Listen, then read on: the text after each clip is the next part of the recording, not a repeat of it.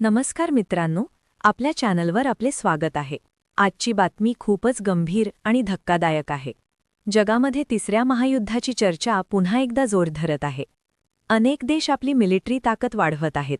क्षेपणास्त्र चाचण्या, सीमावाद, आर्थिक निर्बंध आणि महासत्तांमधील तणाव या सगळ्यामुळे एक मोठा प्रश्न उभा राहतो. खरंच तिसरे महायुद्ध होणार आहे का? आणि जर झालेच तर त्याचा भारतावर काय परिणाम होईल? आजच्या व्हिडिओमध्ये आपण याच विषयाचा सखोल आढावा घेणार आहोत. व्हिडिओ शेवटपर्यंत नक्की पहा, कारण शेवटी आपण पाहणार आहोत भारताने नेमकी काय तयारी केली आहे आणि सामान्य नागरिकांनी काय खबरदारी घ्यावी. सध्या जगात अनेक ठिकाणी संघर्ष सुरू आहेत. रशिया आणि युक्रेन यांच्यातील युद्ध अजूनही सुरू आहे. इस्रायल आणि हमास यांच्यातील संघर्षामुळे मध्य पूर्व अस्थिर झाली आहे. तसेच चायना आणि तायवान यांच्यातील तणाव दिवसेंदिवस वाढत आहे. या सर्व घटनांमुळे महासत्तांमध्ये अविश्वास वाढला आहे. युनायटेड स्टेट्स, रशिया आणि चायना यांच्यातील शीतयुद्धासारखी परिस्थिती निर्माण होत आहे. जगातील अनेक देश आपला संरक्षण खर्च वाढवत आहेत.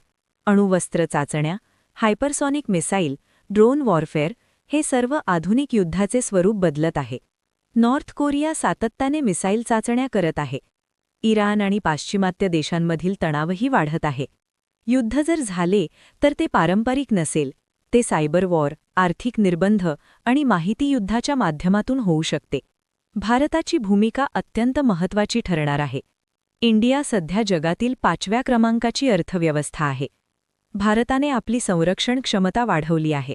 स्वदेशी क्षेपणास्त्र प्रणाली, आधुनिक फायटर जेट्स, नौदलाची ताकद वाढवणे, सीमारेषांवर कडक सुरक्षा.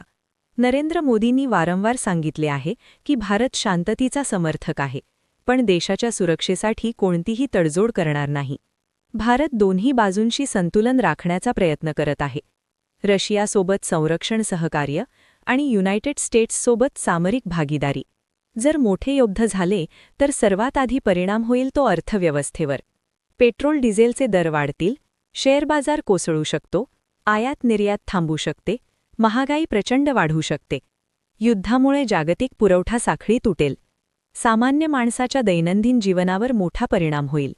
इतिहास पाहिला तर पहिले आणि दुसरे महायुद्ध लहान संघर्षांमधूनच सुरू झाले, पण आज परिस्थिती वेगळी आहे. अणुवस्त्रांच्या भीतीमुळे मोठे देश थेट युद्ध टाळण्याचा प्रयत्न करतात.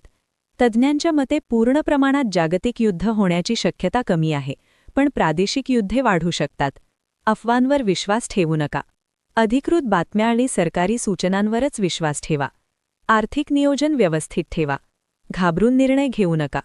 भारत सध्या सुरक्षित आहे, पण जागतिक परिस्थितीवर लक्ष ठेवणे आवश्यक आहे. आज जगात 3 मोठे शक्तिकेंद्र आहेत: युनायटेड स्टेट्स, चायना आणि रशिया.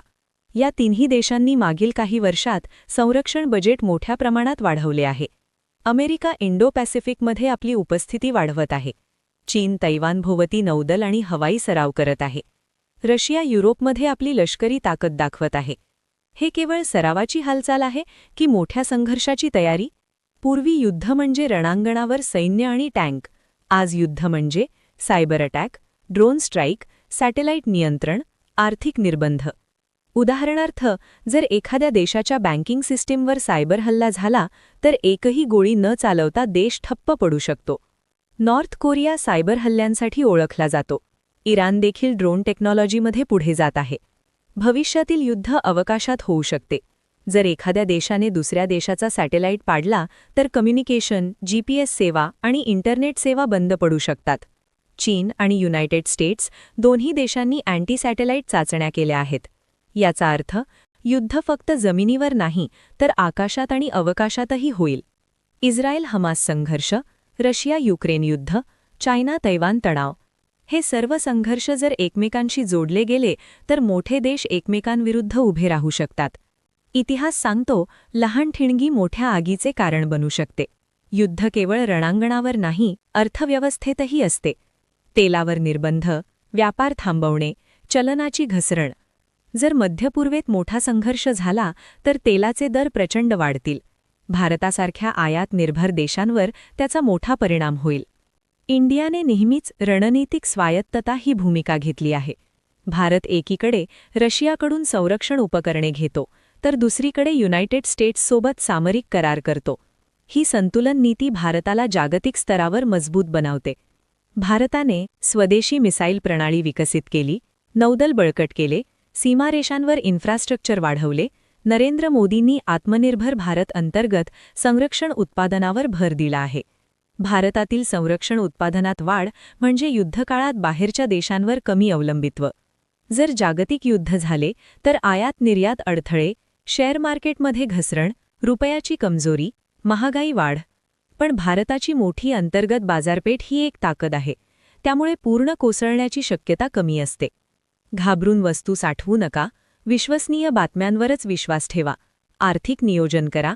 सोशल मीडियावरील अफवांपासून सावध रहा. युद्धाचा सर्वात मोठा परिणाम मानसिक असतो. शांत राहणे हीच सर्वात मोठी ताकद आहे. तज्ज्ञ सांगतात की पूर्ण प्रमाणात तिसरे महायुद्ध होण्याची शक्यता कमी आहे, पण कोल्ड वॉर 2.0 सारखी परिस्थिती दीर्घकाळ राहू शकते. मित्रांनो, जग अस्थिर आहे, पण भारत सध्या सुरक्षित आणि सज्ज आहे. तुमचे मत काय? भारताने आणखी काय तयारी करावी? कॉमेंटमध्ये नक्की लिहा.